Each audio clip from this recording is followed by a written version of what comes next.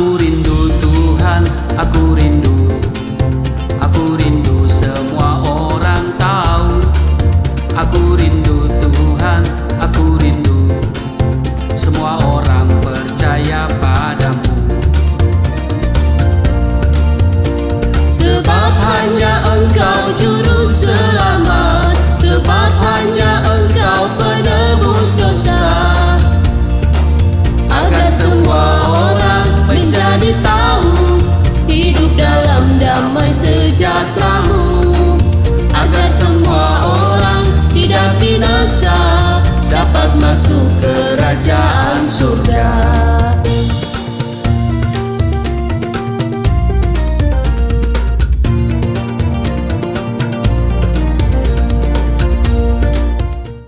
Shalom Bapak Ibu, sahabat Galilea dan seluruh subscriber Galilea Network yang diberkati oleh Tuhan Yesus. Jumpa lagi bersama saya, Pendeta Muhammad Rusli Mono Arfa dalam program Sahabat Galilea. Bapak Ibu yang setia mengikuti tayangan setiap hari dari Senin sampai Sabtu jam 4:30 waktu Indonesia bagian Barat, saya sampaikan terima kasih dan terus ikuti tayangan ini. Baik, saya percaya hari ini Bapak Ibu dalam keadaan yang baik-baik saja. Apapun persoalan yang saudara hadapi, percaya bahwa berkat Tuhan tersedia bagi kita hari ini. Amin. Karena itu mari seperti biasa kita luangkan waktu untuk bersama-sama bersaat teduh.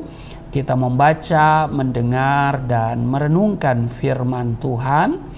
Sebelumnya mari kita berdoa. Bapa Surgawi, Allah di dalam nama Yesus Kristus, kami datang di hadapan-Mu mengucap syukur buat kebaikan Tuhan yang senantiasa Engkau nyatakan, yang tidak pernah berkesudahan, dan kasih setia-Mu selalu baru bagi setiap kami, dan rahmat-Mu kami terima hari ini. Terima kasih di sepanjang malam Engkau menjaga, menyertai istirahat tidur kami, dan hari ini kami ada sebagaimana kami berada. Firman Tuhan yang akan kami baca kiranya memberikan kami kekuatan dan membentuk kehidupan kami, sehingga hidup kami sungguh-sungguh berkenan kepadamu. Berkati kami semua, urapi, dan juga hamba-Mu diurapi secara khusus, dan kiranya firman Tuhan ini akan selalu termatrai dalam hati kami dan menjadi rema dalam hidup kami. Di dalam nama Tuhan Yesus, haleluya, amin. Kita lihat di 1 Petrus pasal 2 ayat 18 sampai dengan ayat 25. Lembaga Alkitab Indonesia memberi judul Penderitaan Kristus sebagai Teladan. Hai kamu hamba-hamba, tunduklah dengan penuh ketakutan kepada Tuhanmu,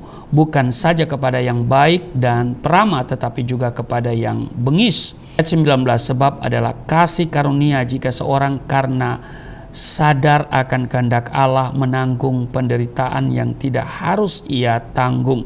Ayat 20, sebab dapatlah disebut pujian jika kamu menderita pukulan karena kamu berbuat dosa. Tetapi jika kamu berbuat baik dan karena itu kamu harus menderita, maka itu adalah kasih karunia pada Allah. Ayat 21, sebab untuk itulah kamu dipanggil, karena Kristus pun telah menderita untuk kamu dan telah meninggalkan teladan bagimu, supaya kamu mengikuti jejaknya.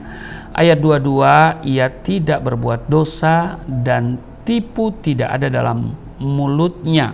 Ayat 23, ketika ia dicaci maki, ia tidak membalas dengan mencaci maki. Ketika ia menderita, ia tidak mengancam, tetapi ia menyerahkannya kepada Dia yang menghakimi dengan adil. Ia sendiri telah memikul dosa kita di dalam tubuhnya di kayu salib, supaya kita yang telah mati terhadap dosa hidup untuk kebenaran.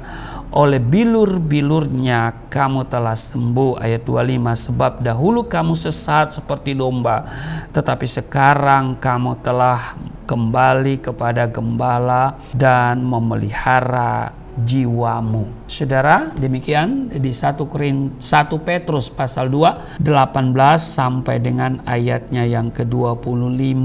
Ayat 19 dikatakan begini Bapak Ibu, sebab adalah kasih karunia jika seorang karena sadar akan kehendak Allah menanggung penderitaan yang tidak harus ia tanggung. Jadi menanggung penderitaan yang tidak harus ia tanggung ini sesuatu yang berat.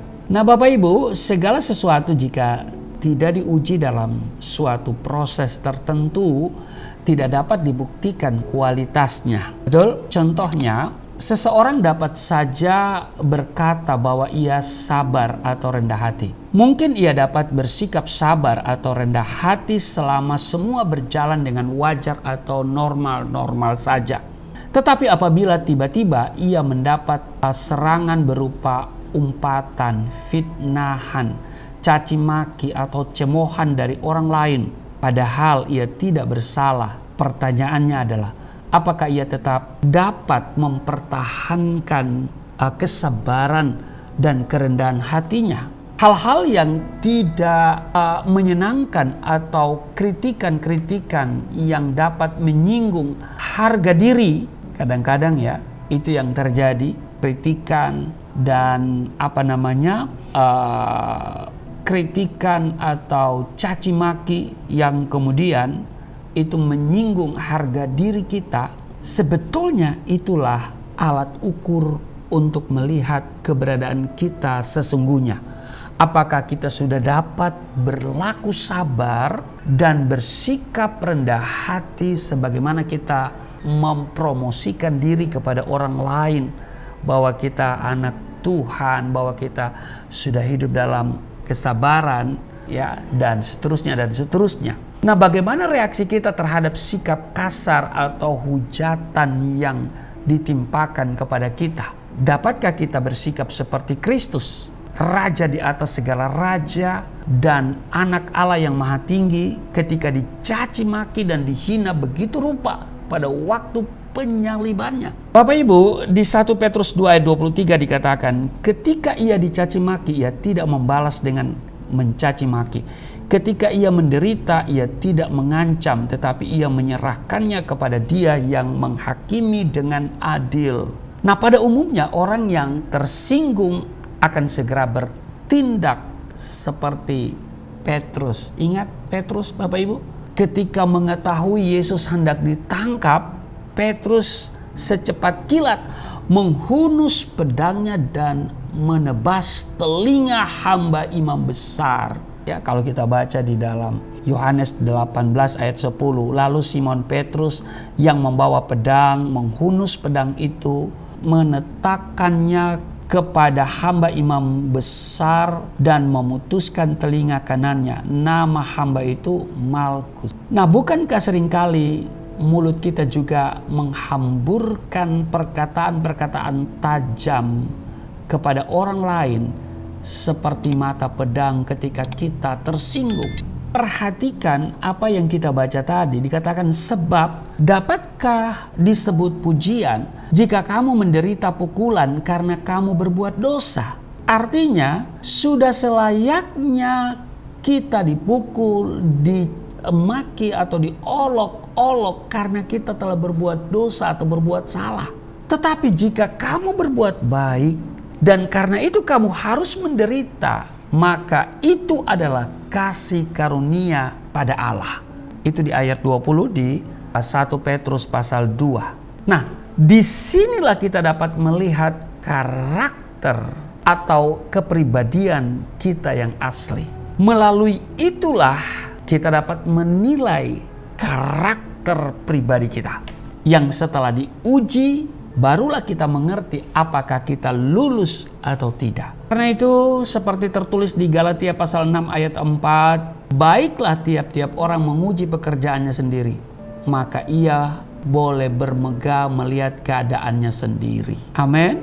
Karena itu Bapak Ibu, mari hari ini kita akan selalu memeriksa atau memperhatikan kehidupan kita, dan kita akan diuji oleh Tuhan setiap pekerjaan yang kita lakukan. Dan terutama adalah ujian terhadap karakter kita. Apakah kita sudah betul-betul memiliki karakter seperti Kristus? Karena itu biarlah masing-masing kita menyadari bahwa dalam hidup ini kita akan mengalami berbagai ujian, sehingga benar-benar akan terlihat karakter kita yang asli. Jika kita tetap hidup di dalam kesabaran, dan seperti nampak di buah-buah roh Galatia pasalnya yang ke-5 itu, maka kita adalah dipastikan sebagai anak-anak Tuhan yang selalu berkenan kepadanya. Amin. Tuhan Yesus memberkati. Mari kita berdoa. Terima kasih Tuhan, untuk hari ini kami diingatkan bahwa setiap pekerjaan yang kami lakukan akan diuji. Karena itu kami sangat bersuka cita ketika ada ujian mengenai karakter hidup kami. Dan karena itu kami pegang firman Tuhan bahwa adalah kasih karunia jika seorang karena sadar akan kehendak Allah menanggung penderitaan yang tidak harus kami tanggung. Terpujilah Engkau, berkati seluruh sahabat Galilea dimanapun mereka berada dalam seluruh tugas dan kerja hari ini. Kiranya Tuhan menolong, memberkati, memberikan damai sejahtera sukacita di dalam nama Tuhan Yesus. Amin.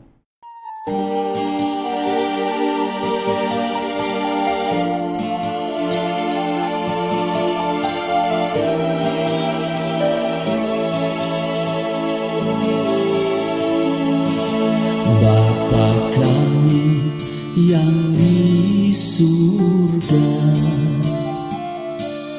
dimuliakanlah nama-Mu. Datanglah kerajaan, jadilah kehendak-Mu di bumi seperti di surga.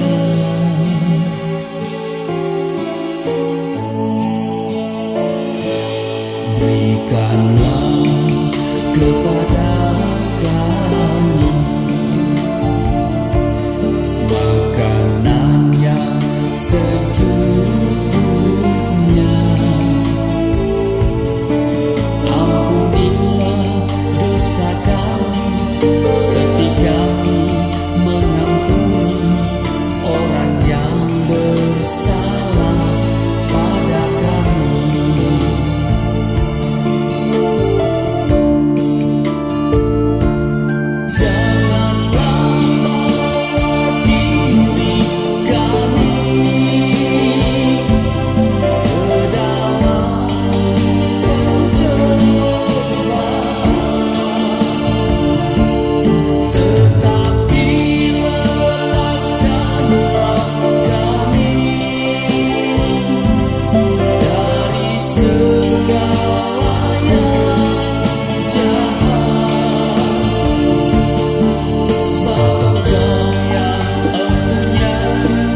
Kerajaan